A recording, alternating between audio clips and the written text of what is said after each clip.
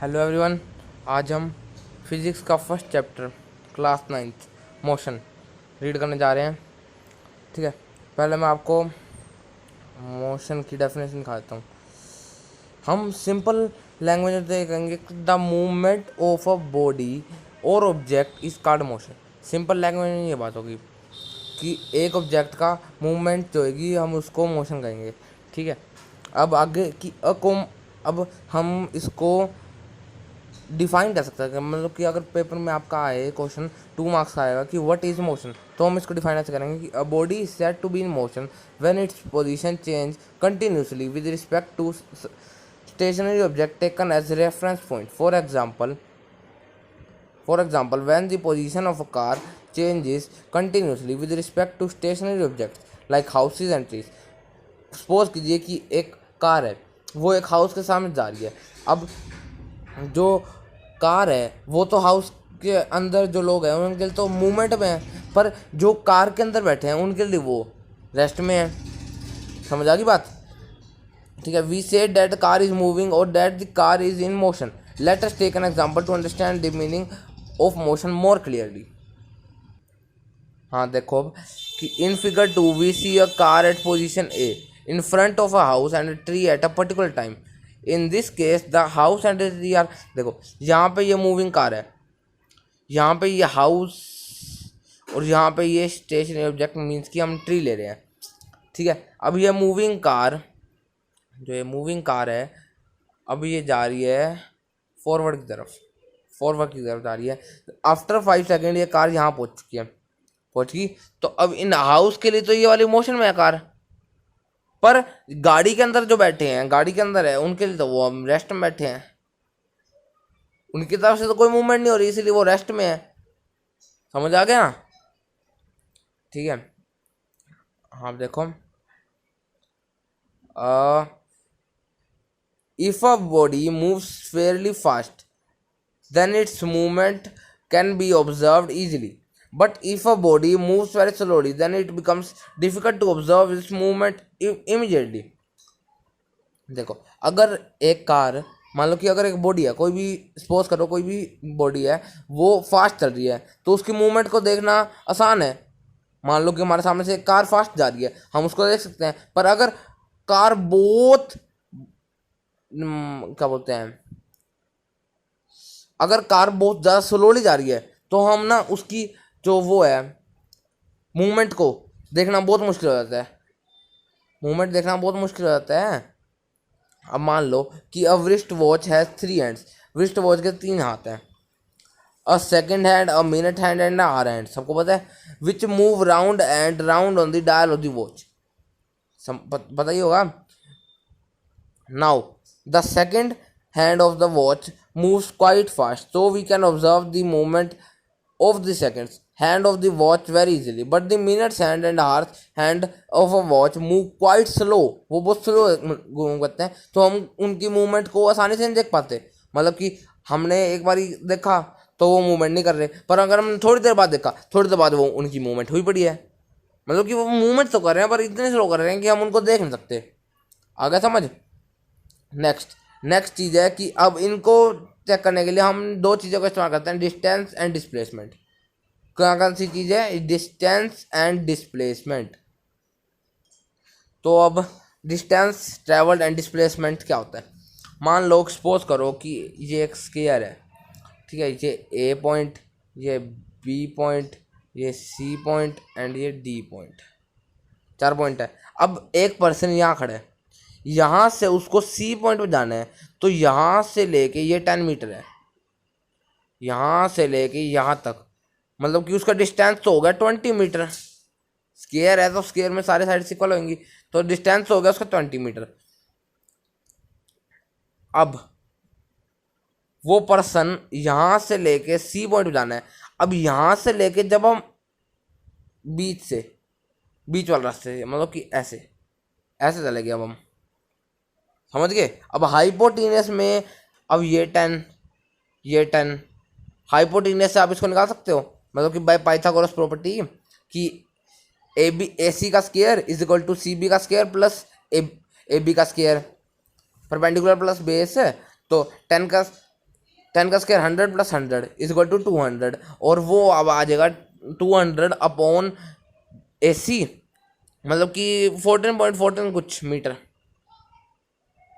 अब आपकी डिस्टेंस तो आ रहा है 20 मीटर और डिस्प्लेसमेंट आ गई 14.14 मीटर। और देखो, और एक महत्वपूर्ण चीज़ कि जो डिस्टेंस है वो ना आपका कभी भी जीरो नहीं हो सका, क्योंकि आपने डिस्टेंस जो है वो कुछ ना कुछ तो कवर किया है। वो डिस्टेंस आपका कभी भी जीरो नहीं होगा। मान लो आपने यहाँ से लेके यहाँ पूरा घूम के यहाँ तक आए हो, आपने यहाँ से शुरू किया, ठीक है, यहाँ तक आ गए आप, अब यहाँ तक आ गए हो, तो डिस्टेंस तो कभी आपका जीरो होएगा नहीं, लेकिन डिस्प्लेसमेंट आपकी जीरो हो सकती है। डिस्प्लेसमेंट आपकी जीरो हो सकती है। मान लो कि आप यहाँ पे स्क्वायर है, स्क्वायर में आपने यहाँ से शुरू किया और यहाँ से आप वापस आ गए, यहीं पे ए पॉइंट पे आ गए। या फिर आप ऐसे मान लो, आपको और अच्छे से समझाता हूँ। यहाँ पे आपने ए पॉइंट से शुरू किया, ये आपने करके यहाँ पे वापस आ गए आप, ये इसी पॉइंट पे वापस आना था आपको। अब जो डिस्प्लेसमेंट है वो तो आपकी जीरो होगी, क्यों? क्योंकि आपने इसी पॉइंट से शुरू करा और घूम के आप इसी पॉइंट पे आए हो। डिस्टेंस अगर आप चेक करोगे तो डिस्टेंस 10 है यहाँ पे, तो 10 अपॉन मतलब कि हमने 40 मीटर डिस्टेंस कवर कर लिया। समझ आ गए? नेक्स्ट चीज, distance is a scalar quantity and displacement is a vector quantity. अब ध्यान देना इस बात को कि डिस्टेंस जो है ना वो स्केलर क्वांटिटी है। अब what is difference between scalar quantity and vector quantity? Scalar quantity वो होती है जिसमें ओनली मैग्नीट्यूड होता है, और जो वेक्टर क्वांटिटी होती है उसमें मैग्नीट्यूड के साथ साथ डायरेक्शन भी इंक्लूड होती है। समझ गए बात? ठीक है, इसमें ना जो डिस्प्लेसमेंट है वो तो जो है ना वो वेक्टर क्वांटिटी है, और जो डिस्टेंस है वो है स्केलर क्वांटिटी, वो है स्केलर क्वांटिटी। आया समझ? ठीक है। और हाँ, नेक्स्ट चीज, difference between uniform motion and non uniform motion. ध्यान देना इस बात को। A body has a uniform motion if it travels equal distances in equal intervals of time, no matter how small these intervals may be. अब ध्यान दो कि अगर एक बॉडी हम यूनिफॉर्म मोशन में तभी कहेंगे कि जब वो इक्वल डिस्टेंस इक्वल टाइम में कवर करेगी। For example, a car running at a constant speed of से 10 मीटर्स। एक कार जो है वो 10 मीटर पर सेकंड के हिसाब से चल रही है, उसने 10 मीटर कवर किया, ठीक है, एवरी सेकंड 10 मीटर 1 सेकंड में किया। समझ गए? 10 मीटर पर सेकंड की स्पीड चल रही है, मतलब कि वो 10 मीटर 1 सेकंड में कवर करेगी। सो 10 मीटर 1 सेकंड में कवर कर दिया, मतलब कि इक्वल डिस्टेंस इक्वल टाइम में कवर कर रही है, तो इसलिए हम इसको यूनिफॉर्म मोशन कहेंगे। ठीक है। और body as a non uniform motion if it travels unequal distances in equal interval time. अगर एक body unequal distances equal interval of time में कर रही है तो वो नॉन यूनिफॉर्म मोशन बन जाएगी।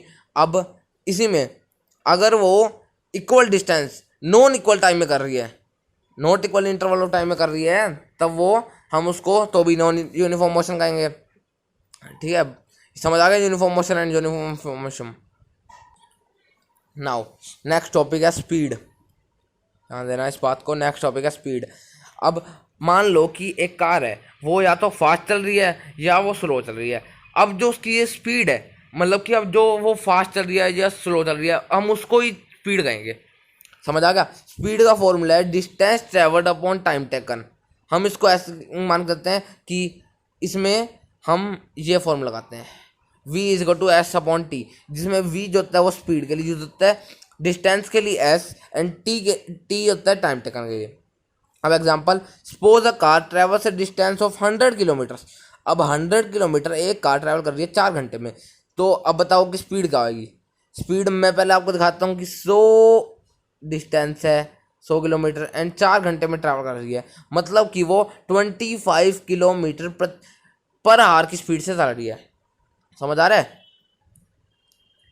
हाँ देखो, अब वो जो गाड़ी है वो 25 किलोमीटर पर आवर की स्पीड चल रही है। समझ आ गया? ये होगी इसकी स्पीड 25 किलोमीटर पर आवर, ये इसकी स्पीड होगी। अब इसकी SI यूनिट है metre per second. Now SI unit जो होगी ना इसकी, वो होगी मीटर पर सेकंड, या फिर अगर वो नेगेटिव में तो हम लेंगे मीटर सेकंड -1। नेगेटिव नहीं कहूँगा। मान लो कि अब आपकी ये है फॉर्मूला मीटर अपॉन सेकंड, ठीक है। अब इसमें जब आप S को ऊपर ले जाओगे, S को इसमें आप ऊपर ले जाओगे, तो अब S ऊपर आके आ जाएगा, S उसकी वैल्यू +1 थी तो अब यहाँ पे -1 होगी। समझ आ गया फॉर्मूला? या अब स्पीड हमारा टॉपिक हो गया। अब इसमें अब main cheese, speed is a scalar quantity, means it only includes magnitude. समझ आ गया? It only includes magnitude. ये जहाँ पे पिक है, आपने सबकी बाइक को गाड़ियों में होगी ये स्पीडोमीटर, सबकी बाइक को गाड़ियों में होगी ये। इससे हम स्पीड की बात कर सकते हैं, स्पीड नापने के लिए। अरे समझ, स्पीडोमीटर सबकी बाइक को गाड़ियों में होगी, सबकी खड़ी होगी बाइक की गाड़ियाँ, सबकी बाइक को गाड़ियों में होती है। समझ आ गई? अब देखो next topic, average speed. Speed हमने पूरा पढ़ चुका है, एवरेज स्पीड क्या होता है। तो देखो, the average speed of a body is the total distance covered by divided by total time taken to cover distance. अब एवरेज स्पीड वो होती है एक बॉडी की जो उसने टोटल टाइम लगाया है टू कवर डिस्टेंस। अब ऐसे नहीं कि मैंने आपको पिछले एग्जाम्पल दिया था कि 100/4 तो फिर वो 25 किलोमीटर पर आवर की स्पीड से चल रही थी, वो थी स्पीड। अब स्पीड और एवरेज स्पीड में डिफरेंस है। अब मैं यही, रुक जाओ, चलो फिर यही एग्जांपल लेते हैं, 100/4 ही ले सकते हैं। चलो 100/4 लिया हमने, इसमें हमने काटा तो आ रही है कि 25 किलोमीटर पर आवर। ये आ गई हमारी स्पीड का था हमने। अब एवरेज स्पीड का फॉर्मूला है total distance travelled upon total time taken. अब देखो, मान लो कि यहाँ पे देखो, for a car which travels a distance of 100 kilometre, एक कार है वो 100 किलोमीटर 4 आवर्स में ट्रैवल करती है, तो एवरेज स्पीड निकालने के लिए 100/4 मतलब कि वो 25 किलोमीटर एक आवर में ट्रैवल करती है। उसमें मैं कह रहा था कि वो 25 किलोमीटर पर आवर की स्पीड से चल रही है। अब मैं इसमें कह रहा हूँ कि 100/4 और वो एक आवर में 25 किलोमीटर ट्रैवल कर जाती है। मान लो कि यहाँ से गाड़ी चली, वो 25 किलोमीटर एक घंटे में ट्रैवल कर देगी। उसमें था कि वो 25 किलोमीटर स्पीड में चल रही है। अब मैंने आपको स्पीडोमीटर दिखाया था, स्पीडोमीटर में 25 किलोमीटर मीन्स कि वो 25 किलोमीटर चल रही है। आ गया और समझे? सब बच्चों को समझ आ गया? नेक्स्ट एवरेज स्पीड हो गया। Next topic velocity. Next topic है velocity. Velocity of a body is the distance travelled by per unit time in given direction. अब वेलोसिटी वो होगा, वेलोसिटी एक बार ध्यान से फॉर्मूला देखो, distance travelled in a given direction upon time taken. Distance एक डायरेक्शन में ट्रेवल अपॉन में टाइम टेकन, इसका भी हम फॉर्मूला लेते हैं v = s/t। इसमें v जो है वो वेलोसिटी है, s अपॉन डिस्टेंस और t upon time, t upon में टाइम होगा, तो वो हो गया t अपॉन टाइम। ये हो गया हमारा उसका स्पीड का फॉर्मूला। अब वेलोसिटी का फॉर्मूला होता है डिस्प्लेसमेंट। ध्यान रखना स्पीड और वेलोसिटी में difference, speed distance upon time, velocity displacement upon time. समझ गए? इसमें ना v जो है वो वेलोसिटी, s डिस्प्लेसमेंट और t टाइम। t जो है वो टाइम, s उसमें हम स्पीड मान रहे थे। अगर हमको कहा है क्वेश्चन में कि डिस्प्लेसमेंट फाइंड करो, तो आप लिखोगे velocity = displacement upon time taken, और फिर उसके बाद फॉर्मूला लिखोगे v = s/t। अगर आपने ये लिखा कि velocity = displacement upon time taken, वो सोचेंगे कि आप v को जो है, वो सोचेंगे कि आप v को तो वही जो s है वो आप डिस्टेंस ले रहे हो, t जो है वो टाइम टेकन ले रहे हो। समझ गए ना? इसलिए पहले ऊपर लिखना जरूरी है, ये जरूरी है, velocity = distance upon time taken. समझ गए? और अगली चीज, the difference between speed and velocity is that speed has only magnitude means scalar quantity. It has no specific direction. But velocity has magnitude as well as direction means velocity is a vector quantity. समझ आ गया? Speed is a scalar quantity and velocity is a vector quantity. आ गया होगा समझ. अब example देखते हैं. The expression 25 kilometre 25 kilometre per hour is the speed but the expression 25 kilometre per hour. इनमें फ़र्क देखो. ये 25 किलोमीटर पर आवर स्पीड है पर 25 kilometre per hour towards north और any other direction is velocity. अगर हमको सीधा दे दिया 25 किलोमीटर पर आवर तो वो हम स्पीड लेके चलेंगे. पर हमको ये कहा कि 25 kilometre per hour towards north south east west या किसी भी डायरेक्शन की तरफ, north east north west south east south west किसी भी डायरेक्शन की तरफ कहा तो वो होगा हमारी वेलोसिटी. समझ आ गया? तो द डिस्टेंस, यहाँ देखो, the direction of velocity is the same as direction of displacement of the body. आ गया सब बच्चों को समझ? अब यहाँ पे नेक्स्ट लाइन में ही है. For example, if A car travels A distance of 100 kilometre in 4 seconds in the north direction.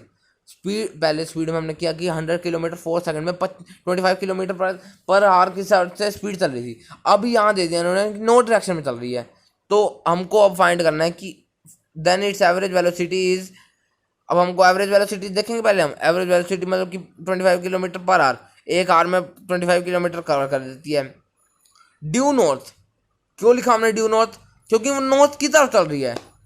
हमने अब अगली लाइन देखो. We have just seen that v is equal to S upon T.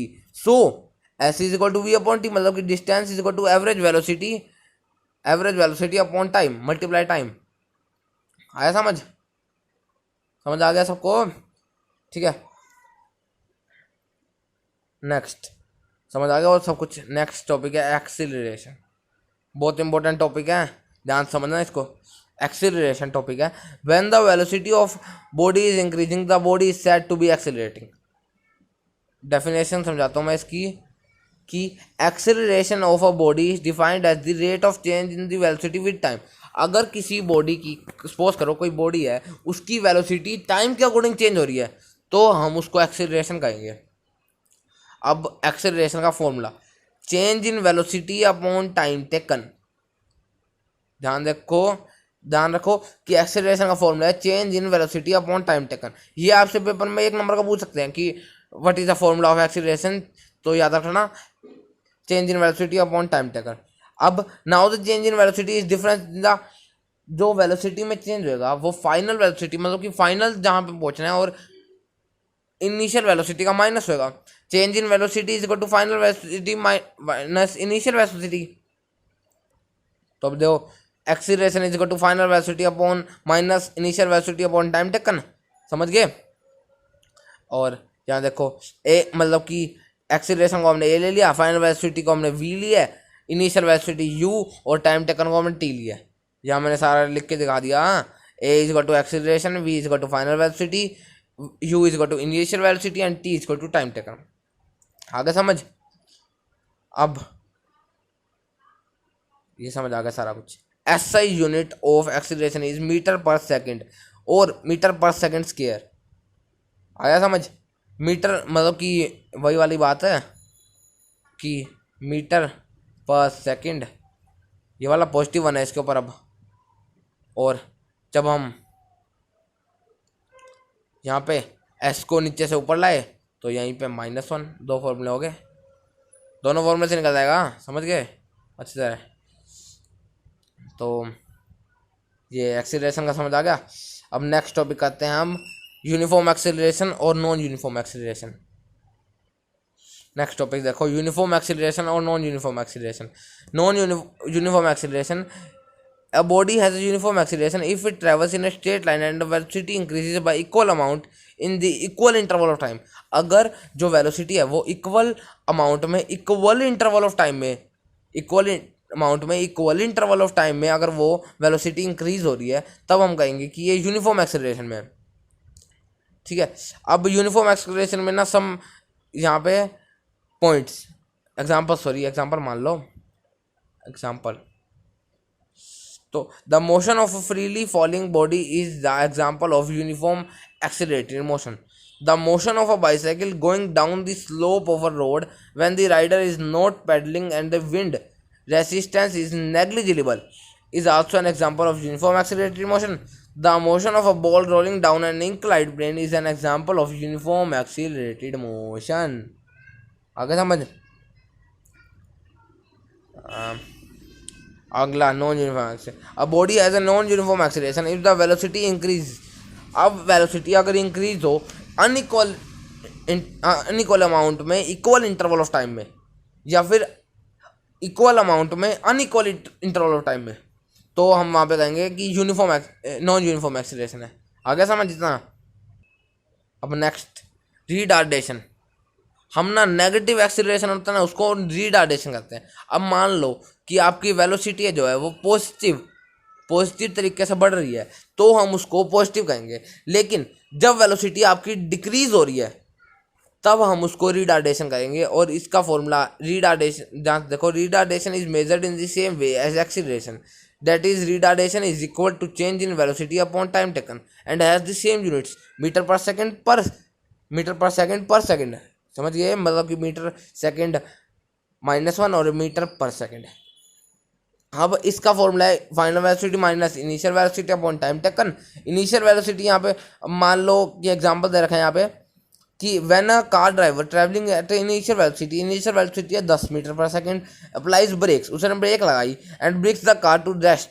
अब car चल रही है, उस पर ब्रेक लगी एकदम, तो कार जो है वो रेस्ट पे आ गई, 5 सेकंड में रेस्ट पे आ गई. तो जो वेलोसिटी फाइनल वेलोसिटी है वो 0 होगी.